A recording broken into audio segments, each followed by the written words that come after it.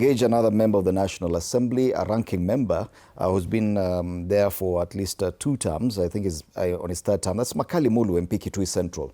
Bwana Makali Mulu, good morning, karibu sana, and thank you so much for having time to speak to us this morning. Yeah, good morning, everyone. Yeah, thank you. On this issue of the crisis that we're now facing, and the biggest concern, we've talked to another member of the National Assembly, Julius Ruto from Keses, and we are concerned that the National Assembly does not appear jolted by what's happening in the country. We would have expected that the National Assembly would have been recalled from recess to address this issue. Do you see that as a problem? Not really, because you know, normally the National Assembly would address issues which have been tabled in the House by the executive. As at now, there is no proposal at all either to reduce or increase tax which has come from the executive, and on the basis of that, we cannot originate an amendment to tax laws unless it's done by a member. And you know we are on recess. So if there is need for the House to be recalled, what normally would happen is that the majority leader and the minority leader will write to the Speaker and say, Speaker, we need to reconvene the House. That will be a special sitting. Yes. And then the agenda will be clearly stated that the House will come to discuss 1, 2, 3. So what I'm imagining is, if there is need to change either the tax laws or to allow more resources for cushion Kenyans, then that must be initiated from the executive side, with a clear proposal on what needs to be done. And then we're debating on as to the merits or demerits of their proposal. All right. But I've just listened to the immediate Speaker, and I like what the Speaker is saying, because what is happening, if you look at what is happening currently, what the transporters are saying is this. You have increased the price of diesel by 46 shillings. Yes. By increasing that price, automatically transporters will increase the fares to transport the people to the places, or either at work or wherever you want to transport them. So the transporters are requesting, why can't the government observe that 46 shillings so that we maintain the same level in terms of cost of transportation, and then the government will think about where do we get that money from. And that's why I like the debate about expenditure prioritization, yes, where we're asking ourselves, where we are spending our money today. All right. Are there areas we can say we push it, either we defer them to next year, or they are not that necessary that we can do away with them, so that this 46 shillings can be observed within the current expenditure framework. Right. Because if we do that, then nobody will be able to suffer. And we have given many examples. Let me say this. If you are given a choice A, choice B, choice C, for you to make a decision which choice you want to fund, or what you do is you provide a justification for each choice. I like the idea about marrying and going to university, because the thing is, in a situation where you are presented with choices, then you can decide and say, what I will do is basically choice 1, this is the reason, choice 2, and basically in budget terms, that is what we call zero-based budgeting. Okay. It means before you are allocating resources for an activity, you justify that activity. And I think that's what we are not doing as a country, really. That's what we are not getting right. Right. At the same time, we have so much unnecessary expenditure in the budget. Something we could easily, I've said many times, if you look at our recurrent budget, there are things we could actually do differently and save a bit of money. All right. And this debate is all over the country. Can we do without this? Can we do without this? So we are saying the government needs to be proactive.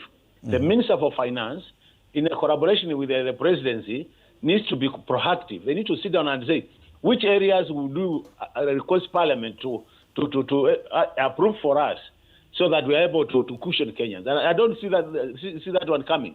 All right. If you saw what the CS Treasurer was saying last night, he was saying he can't do anything. So in a situation where the CS Treasurer says, I can't do anything, then who will do it? Because that's the gentleman who's supposed to introduce all amendments to financial laws. There's a question here. That many people are talking about this being a geopolitical foreign problem here, but there are those who say that within the raft of taxes levied on the cost of 1 landed litre of fuel, that probably that's where the discussion should be. When I talked to Julius Ruto, he said we cannot touch that raft of taxation on fuel right now. In your own, because you also are very well versed in matters budgeting. Do you think there's space to tinker around with the taxation levied on fuel to actually provide a relief for Kenyans?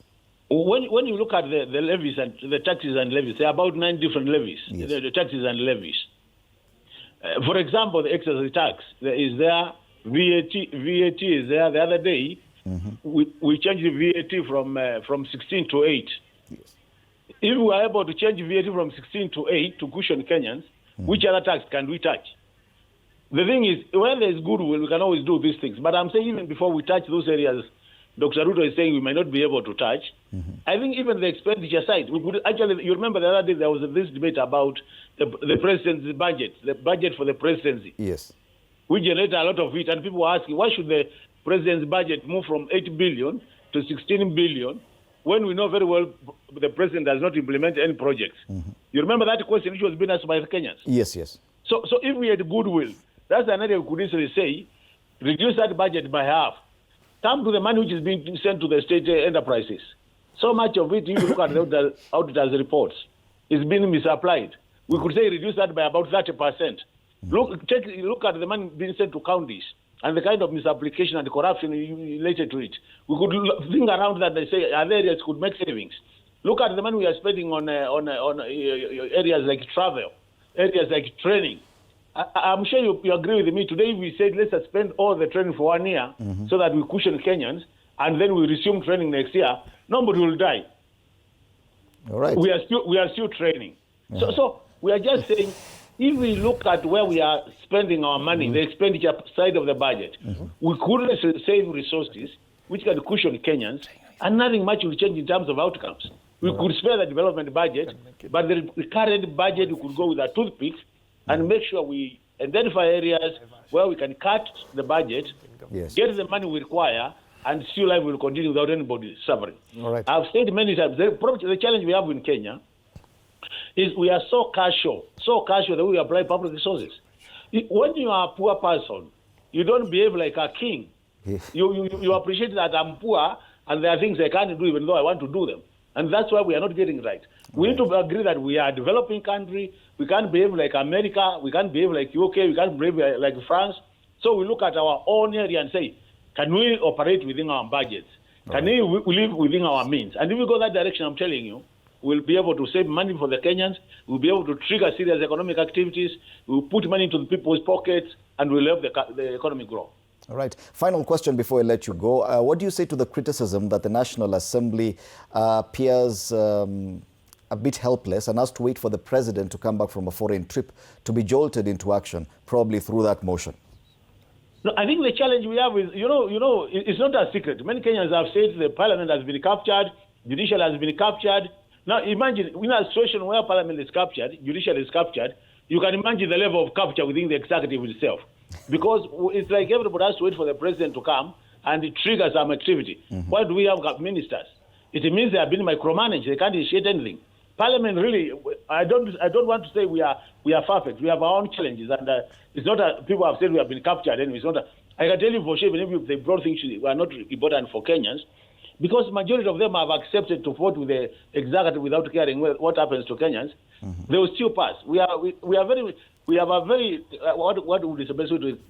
I'm saying the minority voice in Parliament is so low that it cannot stop anything. The minority, what I call the opposition voice, is so low because a lot of us have agreed to work with the government.